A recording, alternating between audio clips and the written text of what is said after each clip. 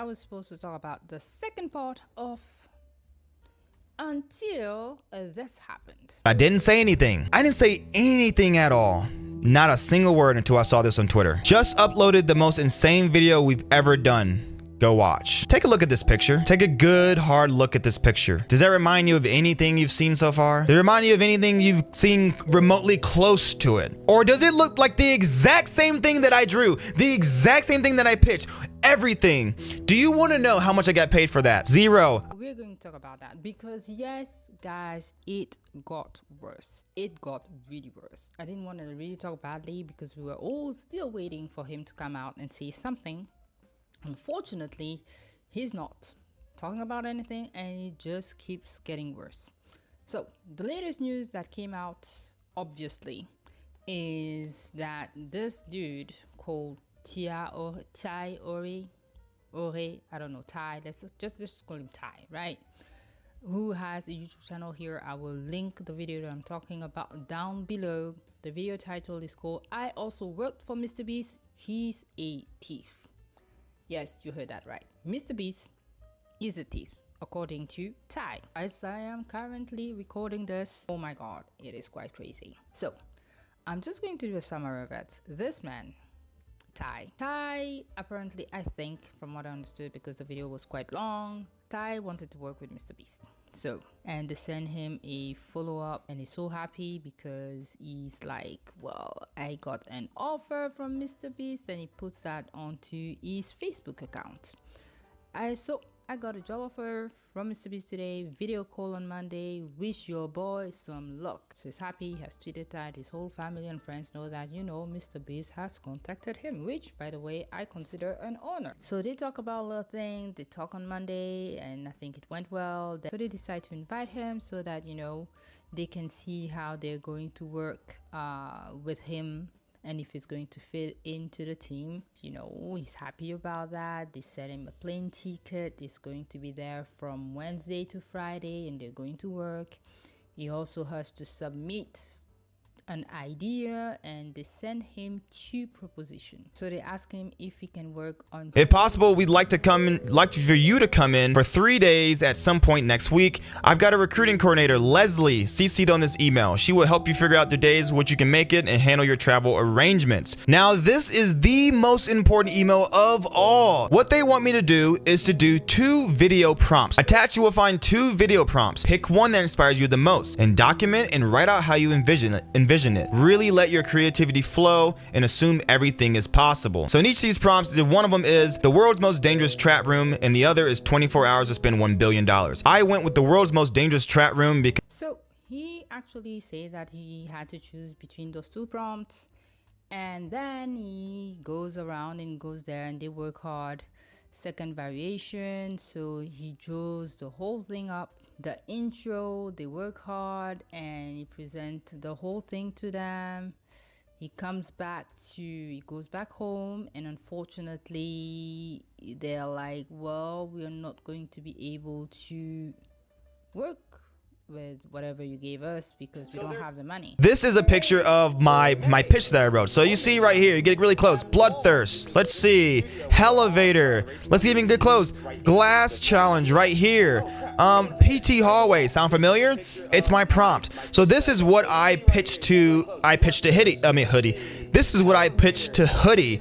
And I didn't put my variations in there. I just put the ones that I wanted, and I verbally said my variations just in case they didn't like my original ones. This is the world's most dangerous obstacle course. So C1 has been working on this with me and the other guy, I don't know his name, and we're working on, like, as you can see, the intro, the hook, the money mechanic. Right here, we're looking at, this is the most important part, it's just rooms. When I saw rooms, when we were brainstorming rooms, I'm like, dang, okay, rooms. I just did a prompt on the world's dangerous trap rooms. This is perfect. I can do this. It doesn't exactly follow the obstacle course, so I can kind of use my room idea with this. I mean, if you look at all these ideas, whatever, it doesn't matter. The one thing that I'm looking at the most is all the way at the bottom. It looks like it says Marlo, but it says Mario. Mario is was my idea. So this was my idea here. I wanted to make an obstacle course in the air, but like somehow incorporate it with the Mario idea. Somehow just, I don't know, somehow do that. This is a picture that I drew for this pitch for this idea. And I realized that, you know what, I couldn't do the floating block, so I wanted to make sure I could do it another way. So I had an idea of a truss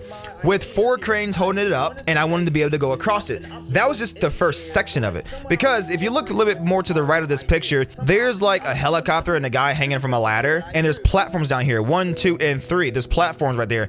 That was just the first section of it. I wanted the intro of the video to be something so outlandish, so crazy that a viewer had to keep watching. I did steal the no net at the bottom. I call it a net, or no, not no net, a net down there. That's why it says a net down there, because it's just a joke that we thought was funny. But I did steal that from one of the other Mac videos. I just figured, why not? It makes it such much of a better video. So I pitched this idea, and they absolutely loved it. All right, so at this point, I've pitched my idea. They love it. They've set a date, they set a location, and now they have a new renewed budget for this video, and everything's great. I'm so happy. I text all my friends, I call everyone. I'm like, yeah, dude, you know, and also, so after all that, I'm feeling great. I got a verbal confirmation that I was good to go. Everything was perfect. I know about everything was literally perfect until I got home. And that's when everything started to happen. Unfortunately, we have decided. And obviously, he goes back home and he gets this message. And he gets a little disappointed until this happened. Not to move forward with your candidacy at this time. We really appreciate you coming out and vibing with us. We would consider you for a role like this in the future, but timing isn't quite right. And the rest are about receipts. So I didn't say anything at all. Not a single word until I saw this on Twitter. Just uploaded the most insane video we've ever done. Go watch. Take a look at this picture. Take a good hard look at this picture. Does that remind you of anything you've seen so far? Does it remind you of anything you've seen remotely close to it? Or does it look like the exact same thing that I drew? The exact same thing that I pitched? Everything.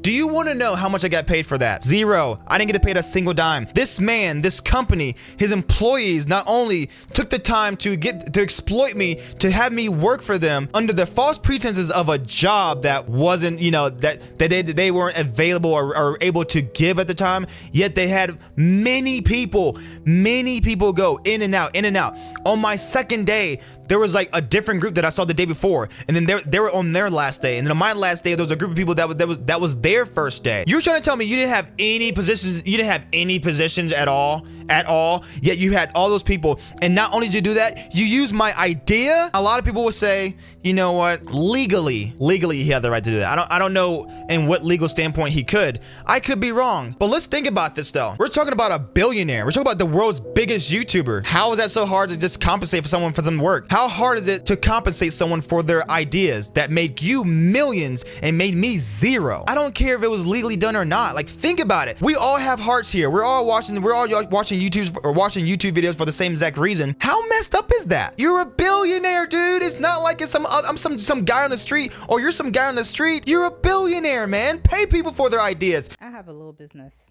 and I know that business is rough. I know that business is not easy. And sometimes, and even through YouTube, we look at other people's video, we look at how they make their videos, we try to actually get inspired by that, all of these things, and we try to, if I can say, politely copy, if I can say so, and add our original touch on it. The first mistake that I want to talk about Ty and what he did wrong, probably he tried to open a GoFundMe where he was trying to raise the 1.7. I didn't really even get that part, because I didn't know if he was trying to get the 1.7 to sue Mr. Beast, or if he was actually trying to get the 1.7 to actually do project himself or something like that. And unfortunately, that has rubbed people the wrong way, including myself, which is ironic, because if everybody had actually donated $1, which I don't think we should have, but I mean, clearly his video is sitting at 1.9 million views right now. So maybe if everybody had donated $1, it would have worked. But obviously, asking people to give you like $2 million while people are struggling on the streets right here, it's not happening. Obviously, he shut down the GoFundMe. A couple of hours later, he actually removed the GoFundMe, apologized, and was like, you know what, I actually want the story to go out, and that actually matters more. Let me give my opinion about that on Mr. Beast, because this is actually getting terrible. You had all the crazy thing coming out. So we started with Person Tyson last video. Then the video that I have not brought out yet, we had a second video where you now have two former employees who are complaining about the mistreatment of, allegedly, of course, but this is what they're feeling, that we are just like reporting here. So that have, according to them, being mistreated, had videos underpaid, complained, got fired, and saying that somebody worked there when the person was found guilty for essaying somebody else, and we actually find out that the person was 11, and that is not even an allegedly anymore, because the brother-in-law of that person came out and confirmed that was Jake the Viking, who was also the brother-in-law of the assayer, of the alleged assayer. Which all that is just nasty, because I mean, the more they talk, the more there is a lot of truth into it. If people are coming and if people are coming out and confirming stuff, even if it's half the stuff that they're confirming, it just nasty. Somebody like that working when there are kids around. We're talking about 11-year-old girl that came out and complained, and him having to be in the videos and, you know, try to hide himself with half a mask.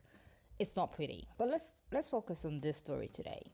You know, I think that there are a lot of things that you can actually inspire yourself. There's a lot of YouTubers out here that I love. I love the way they do their videos, and again, you can learn from different videos out there.